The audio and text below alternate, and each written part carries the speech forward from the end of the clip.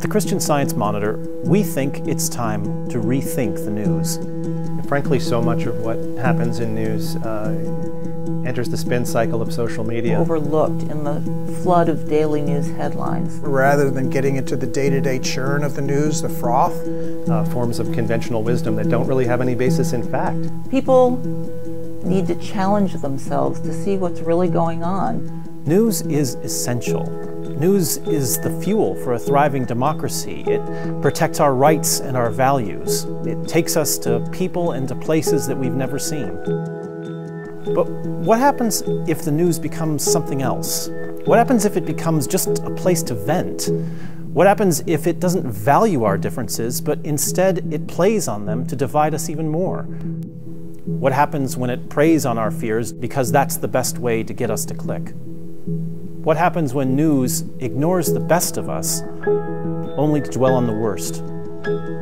News is about so much more than facts. News is the story of us. It's the story of our struggle for dignity, for justice, for fairness, for compassion, for progress. That path is rarely straight or easy, but news is the story of how we, day after day and year after year, do the best we can to make our homes and our communities and our world better. This is how we want to deliver on that promise. We don't want to just be another news publication that's giving you that day's headlines. We want to add perspective. Addressing the why of what happened as opposed to the what. Your inbox is filled with what. We want to answer the question, why does this matter? It just had this sense of a moment that encapsulated so much.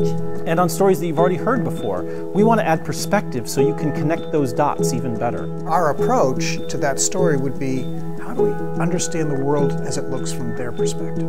And we want to meet you where you are. Whether that's 5 minutes or an hour that you have to spend each day, we are going to give you the whole story. The Monitor needs everyone who's tired of news that underestimates who we are. This is about nothing less than a revolution. The Monitor believes that each one of us can be a force for good, not a part of the problem.